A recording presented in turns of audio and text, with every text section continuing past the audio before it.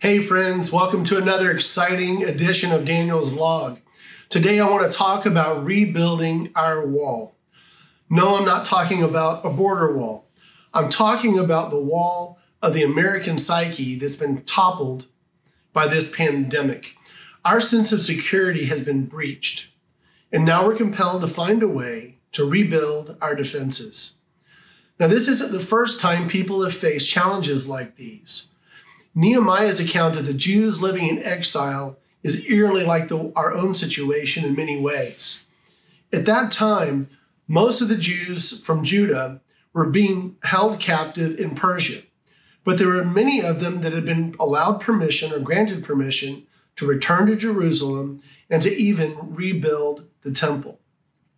But then Nehemiah received troubling account of the suffering of those who had returned to Jerusalem. Nehemiah 1:3 puts it this way: "The survivors in the province who returned from the exile are in great trouble and disgrace. Jerusalem's wall has been broken down, and its gates have been burned down." Now, in those days, not having a wall and not having gates puts you at the mercy of your enemies.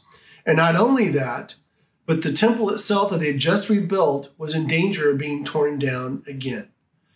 Does that situation sound familiar to you? Right now, you know people who are in virtual lockdown, isolated from their family, their friends, and the rest of society. At the same time, we know those who are fighting for their economic survival, to keep their jobs, to keep their businesses afloat, while our economy lies in ruins.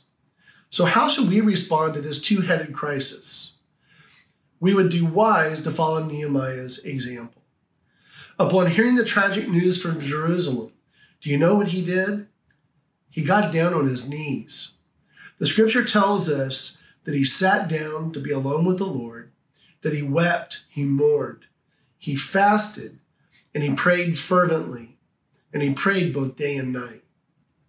Let me ask you this question. How have you responded to our own situation? Did you start by sitting down in a quiet place to talk to the Lord? Or did you run to your keyboard and post on Facebook and Twitter about all of your concerns?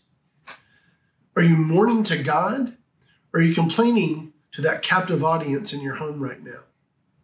Have you been fasting? Or have you fallen prey to the dreaded COVID-19 like some of us?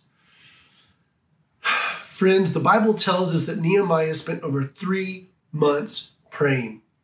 And only then did he entreat King Artaxerxes for permission for him to return to Jerusalem and rebuild the wall. But guess what? After he did arrive in Jerusalem, it only took him 52 days to complete the wall. That's right. So get the model here. Pray fervently, then move to action. Friends, these verses pierce me to the heart. Yes, I've been praying a lot these last few months. But Nehemiah's focus on God ran deep. He first committed to seeking God, and then he acted. We have a figurative wall to build, to get our society safe and back on track.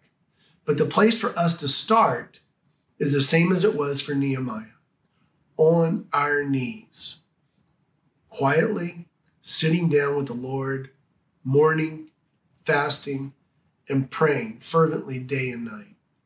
Let's commit to beginning there. And then we'll be equipped to act as God rebuilds the wall in our own Jerusalem. Until next week, God bless.